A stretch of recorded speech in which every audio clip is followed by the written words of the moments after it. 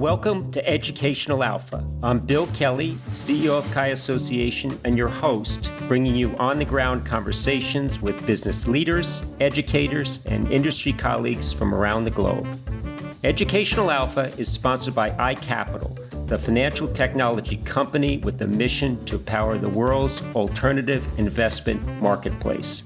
Part innovator, part educator, and part navigator of the alternatives industry, iCapital offers intuitive, scalable digital solutions that have transformed how private market and hedge fund investments are bought and sold. With iCapital, financial advisors, wealth managers, and asset managers around the world now have access to everything they need to deliver the return and diversification potential of alternatives to high net worth investors. To learn more, visit iCapital.com. In this episode, we're joined by Lawrence Calcano, the CEO and chairman of iCapital, who will be sharing his expertise on private equity, alternative investments, and the importance of understanding liquidity in the market. Lawrence emphasizes that investors must be prepared for the capital to be tied up for several years, as well as shedding light on how general partners drive performance improvements in the companies they invest in, and so much more. Listen in on this educational journey as Lawrence shares his wealth of knowledge on navigating the intricate world of alternative investments.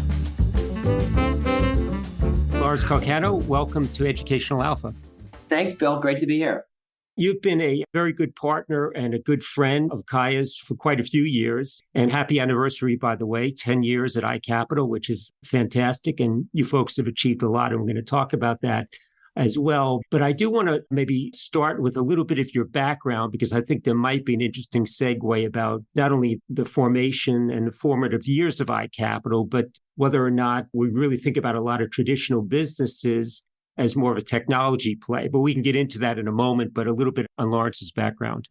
Sure. So I started my career at Goldman Sachs in investment banking, and sort of shortly after joining, I was asked to start an East Coast tech group, which I did. And really for a couple of years, I was the chief cook and bottle washer of the East Coast tech group. And that was in the early 90s. And as luck would have it, sometimes you need to be in the right place at the right time. The tech market really took off. We grew our group, and at the peak of the bubble in 99, 2000, we had hundreds of people located all over the globe. I tended to look after Europe. My colleagues on the West Coast looked after Asia, but we were very collaborative. We worked very closely together, and I would say had an opportunity to see a lot of transformational businesses, utilization of internet-based technologies. There were client server, there were other technologies before that, but to see how technology could really change the way industries and businesses operated. And it was an incredibly exciting opportunity to be in that seat. And Goldman was a terrific firm, and I was proud to be part of the Goldman team. And really, that was the primary driver. I left Goldman and started with some of my former partners' private equity firm in 2008, 2009, which turned out to be a bad time to start a new firm, given what was going on in the world. But that was really an exciting entree, if you will, to iCapital in many respects. I've probably been around a touch longer than you, but I started in industry in general over 40 years ago in financial services, circa 88, 89 timeframe. And back then, technology was a cost center, full stop. And it was like that for probably the majority of my early career. And there might be some CEOs left out there that I would put in the dinosaur category that still treat technology as a cost center. But if I think about Mary Barry at GM or Musk at Tesla, or even Cook at Apple, to think that this thing in front of me is a telephone is ridiculous. It's a large technology play. And I think we've got to embrace technology as part of our strategy. And I think that's got to be a founding principle of iCapital, using technology around what I would describe maybe as a democratization play. It's certainly more complicated than that. But how integral is technology into the strategy of iCapital? It's essential. I mean, we're probably 1,200 people right now, and maybe 450 to 500 of those people are involved in technology development, coding, productizing, et cetera. It's a huge part of our value proposition. If you step back and you think about the evolution of the alts business, which you're obviously very familiar with, it's been an institutional asset class forever. That journey involves a small number of institutions making very large commitments to the general partners that they're investing in. And technology was nice, but maybe not as necessary. And if you think about the market we're serving in terms of helping advisors provide these products to their clients, a democratization, so to speak, you go from having a very small number of investors making huge commitments to a very large number of investors making small commitments. That to scale, to enable that to happen, you need technology to process all of that. And so technology, I think in many respects is really enabling. There's access, there's education, but technology is a critical component of the overall democratization theme. And if you think about the GPs of the world, most of those GPs are configured from a middle and back office perspective to deal with the institutional dynamics I described, not to deal with large number of small tickets. And so we think technology is critical. We think technology allows for this whole process to take place, which is why we're so committed to it. A couple of things there. I think the technology clearly helps both sides, the GPs and the advisor. But I think it's important, Lawrence, for maybe the listener, and maybe to some extent me, understand who your client is. Because I just wrote down helping the advisor. So you're not touching the end consumer of the product, and you're working with the advisor on how to access alternatives. And then it's up to them to figure out the why and the liability side of the balance sheet for their individual client. But then you've got the GP on the other side as well, who's maybe looking at this technology as a way of accessing that end investor who's the advisor's client. So who is the client of iCapital? So really, I think about it in the broadest sense as being all of the relevant players in this whole ecosystem, right? Advisors are obviously very core to that, and we talked about that a little bit. GPs are obviously very core to that. We think of ourselves as sitting in the middle, enabling two groups of people that would like to interact with a mechanism to be able to do that, right? And some of it's the technology piece I talked about, a lot of it's education, diligence, structuring, and so forth. But we also recognize there are other very important constituents in this ecosystem, like custodians, administrators, transfer agents, et cetera. And we think everybody benefits with the, if you will, the digitization through this whole ecosystem.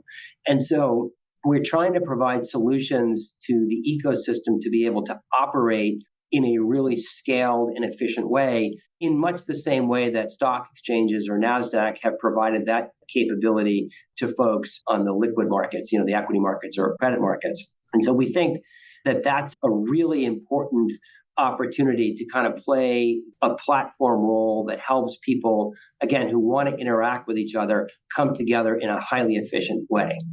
So if I think about the institutional value proposition of alts, and you and I know this story quite well, and started the endowment model by the Ford Foundation and the Common Fund, and maybe perfected by the Swensons at Yale. But no matter who you give credit to, these are very smart people decades ago. And what they first and foremost figured out is, what are my liquidity needs? And that'll allocate those to a public market like the NASDAQ, where I can get liquidity on T+2. But if I think about the home of Alpha, it's found in less liquid, less efficient corners of the market, and they went long term. As we think about investors now that would be the clients of the advisor, they seem to want liquidity on a T+2 basis, but they also want access to alts at the same time. And I think those two pursuits are somewhat incompatible. And I think part of the tendency of our industry is to take complex product, try to put it in some semi-liquid wrapper, and off they go, giving the client what they think they want versus what they need. So maybe with that background and a question attached to it, how do you think about liquidity, and how do you think about access when it comes to fairly sophisticated products that are meant to be part of a long-term asset allocation? Yeah, it's a great question. I think for a lot of people, it's the threshold question about whether this asset class makes sense for them or not, right? Most of the private equity strategies and credit and real estate strategies are illiquid. And for folks investing in this asset class, they have to be very comfortable with the fact that that capital is not going to come back to them for quite a few years. This is the ultimate active asset class, right? And so when the general partners take in these fund commitments, they're making investments in companies that need work, right? They're either growing very quickly and they need to build out an infrastructure, or maybe they're in transition and need help with that. But the best general partners that invest in this asset class add a lot of value during the hold period. And what we tend to look at when we look at these managers is who has really driven underlying performance improvements in the businesses, increased revenue, increased margin, et cetera, versus just simply using financial leverage to generate returns, which to us is a commodity element to this. It's all about the value added to these underlying companies and the improvements in their performance during that whole period, which is obviously a period of illiquidity. And so it's essential to this asset class. I remember the old Cy Sims adage. If you grew up in the New York area, you remember the motto of Sims, which is an educated consumer is our best customer. That is incredibly true in this asset class, where people need to understand that illiquidity is part of the overall equation of what's happening during the investment period, and they need to be comfortable with it. And at the end of the day, you and I have chatted about this a lot in the past. The asset class isn't for everybody, and part of what we're trying to do in working, to your prior question, in working to support advisors is helping advisors help their clients make the best decisions. It's one of the key reasons we work directly with advisors versus working with clients, because we think the advisors will know their clients in a very deep way, and that includes what experience they have investing, what their attitudes are towards liquidity or illiquidity, and working with advisors, hopefully the underlying investors will make better investment decisions for their portfolios. And so that to us is critical, why we support advisors and why we think this asset class is not for everybody. So a couple of things. One, I grew up in Yonkers and there was no streaming TV back then. So I remember Cy and Marcy Sims and that saying. So we come from semi-common roots there. So if I think about liquidity, Lawrence, and I don't know if this is a fair comparison or not, you can tell me, but you look at the housing market that our parents' generation and we have gotten comfortable with. And it's a very leveraged play, highly illiquid, no organized secondary market. It's really peer-to-peer. But somehow we've gotten comfortable with that. And I don't know, again, if it's fair to make that comparison to investments. But if I think about the secondary market back when you started your private equity business, that was a place for distressed selling. It's gotten highly maybe organized in the last decade plus, and we're dealing with this denominator effect now, and there could be some very good entry points to the private markets as well. So it's not that I am anti-liquidity, and I don't think you are either. There's a time and a place for it. But in an organized market, should there be some kind of an outlet where there are ways of managing it as opposed to trying to stick something in a 40-Act fund or an ETF where we're giving that investor a common backdoor when this is a long-term plan. So I know that you and iCapital thought about liquidity mechanisms and how important is that in the ecosystem if it's positioned right? Look, I think it's really important. And I think that there needs to be, and as you point out, something we're spending a lot of time on, there needs to be a greater organized approach towards providing liquidity. These are, in many respects, private placements, and therefore, by definition, they're not liquid investments. But I do think it's pretty important that there is a mechanism for people to be able to get out of these investments if they need to. And by the way, that dynamic exists in the institutional marketplace.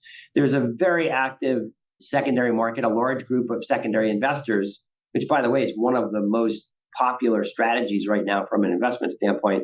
But there's a very active secondary market for institutional commitments to private equity. And we believe, kind of getting back to this whole spirit of democratization, that that same secondary market should exist for high net worth investors who invest in these assets. And we're very focused on helping to provide that. And ultimately, how far should that bid-ask spread be? And I mentioned the distressed market of circa 08, 09, and I think those marks had a very wide spread to them. But it seems like there should be an opportunity to get in at a more reasonable price point. And maybe you could comment on that, Lawrence, and talk about the importance of vintage year diversification, too, if you're thinking about building a portfolio. I think the marks in, first of all, the discounts, if you will, vary very much by market climate, right? There are times when in the recent past, people have been willing to pay over par, over NAV for a secondary position. And there are times when they're bidding at significant discounts to NAV. our view is that's the market. Every market in the world works that way. What we want to see happen is that individual investors are treated as fairly as institutions are treated. For that to happen, there has to be a very large number of buyers in a marketplace, and there has to be a number of sellers in the marketplace. And without significant volume, you don't ever get to efficiency in the same way you would get to it in an institutional context. So we think the marketplace has to have scale, and we think scale, quantity of buyers, quantity of sellers helps bring the discount, if you will, to an institutional level, which we think is pretty important to the functioning of any secondary market. And I absolutely agree with your point you made a second ago about you cannot have a two-tiered market. It can't be a Swenson price and then a Bill Kelly price. We've got to have access to the same.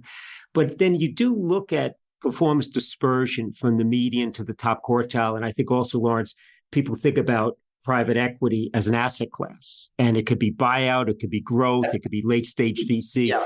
Even at that level, I haven't even begun to get into the complexities of it. Maybe talk a little bit about your posture and your sort of plan and your approach toward due diligence, both investment and operational due diligence.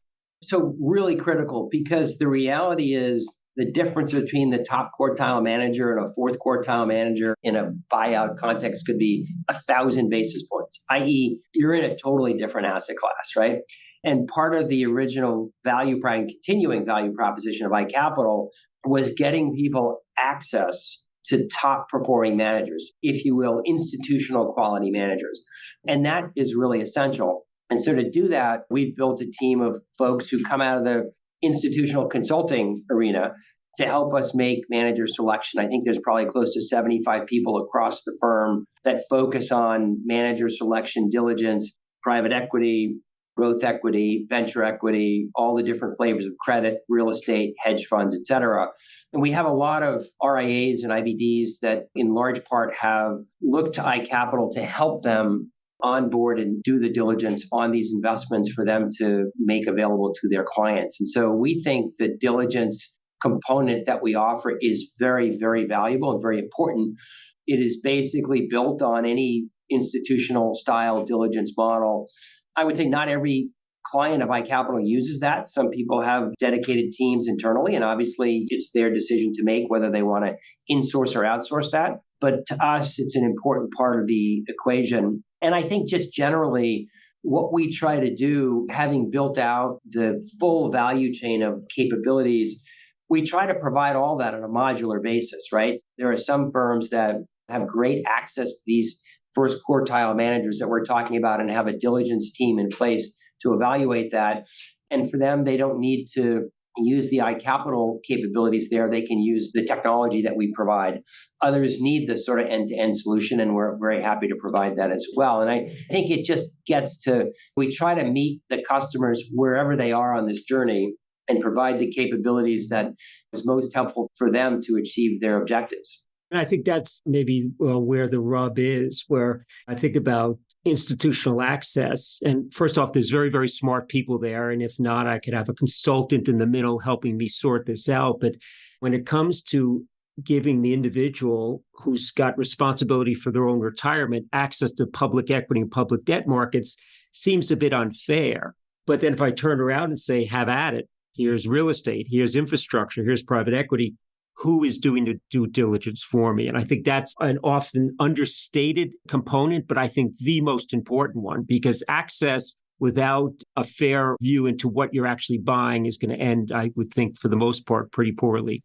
Totally. I mean, it's interesting. This is an asset class. I remember in the very early days of meeting with some advisors, we would hear, well, I have a friend who's in the real estate business, and I have a friend who makes buyout investments. And what we try to provide for folks is context, right? The ability to understand that there's a whole universe of firms that make certain kinds of investments, and you ought to understand what that context is and what the performance ranges are, so you understand whether or not your friend who's in the business is actually really good at it or not, and giving people that access. Because again, this asset class is about being in the right managers. By the way, I think part of the reason why it's a newer asset class, I don't want to say new, but a newer asset class, is because people haven't had the ability to access those top performing GPs that we think is so important to really having the right kind of experience in this asset class broadly.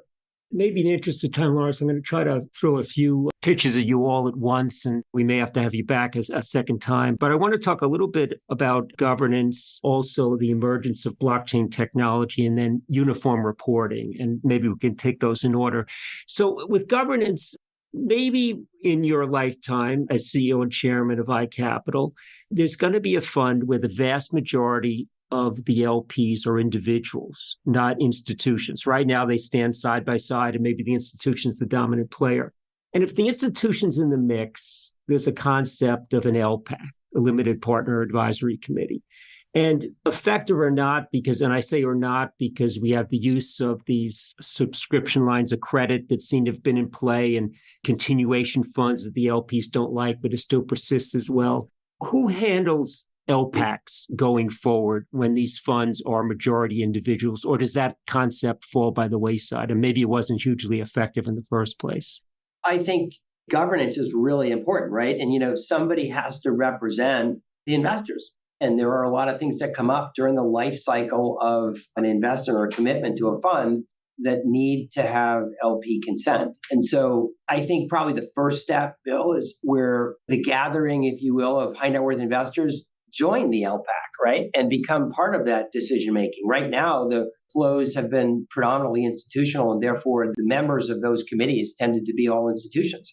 I think over time, as high net worth investors participate to a greater extent, they need to have a vote or a voice and seat at the table. And so we believe that should happen. And I think when the engagement is sufficient enough, we would advocate very much for that to be the case for our LPs.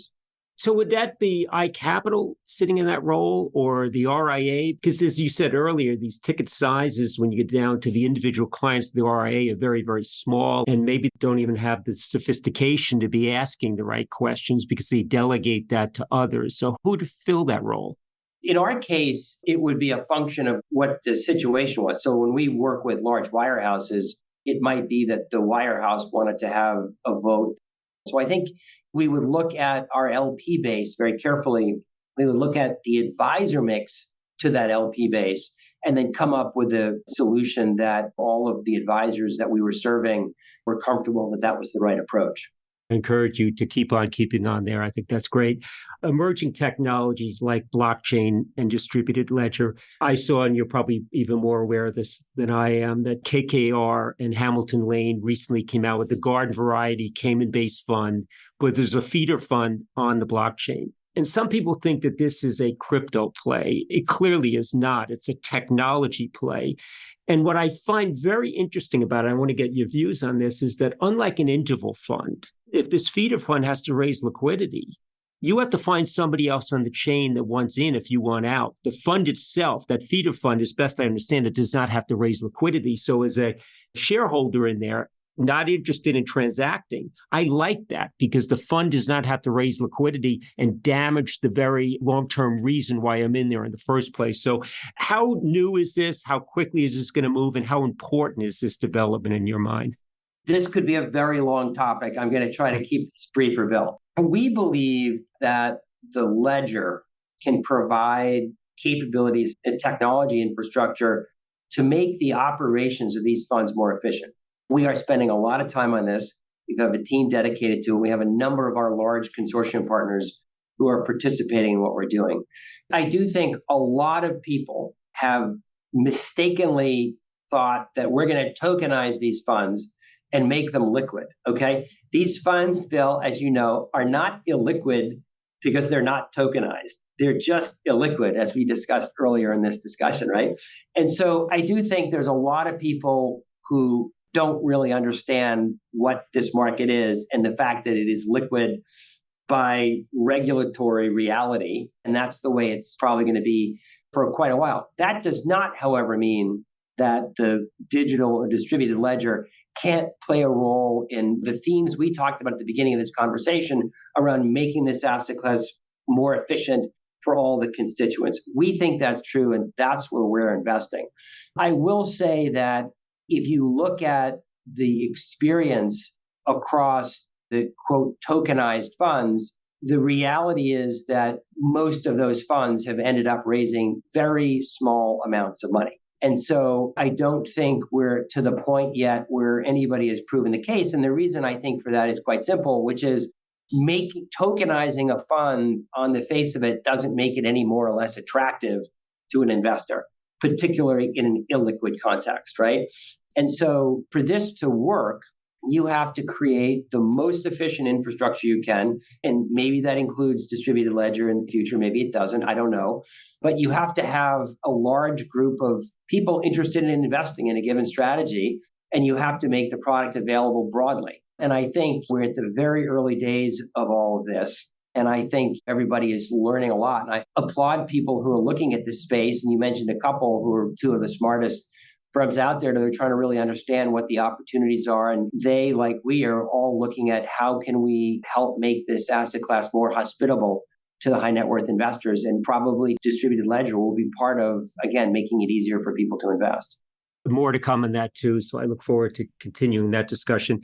And then the last of this trifecta was reporting. And I invest a lot, as you probably do, my own personal assets in private funds. And I would say there's not a single report I fully understand, and I'm a pretty sophisticated investor. There's not one that looks like the other. And I would say they're more opaque than they are transparent. And maybe that's okay for people like you and I, but for the buying public and the client of the RIA, I think we need to have at least a little bit more consistency and transparency and standards. And I know that you've been spending some time in this, and maybe first, how important is standardization of reporting? And then if it is important, how do we get to that promised land?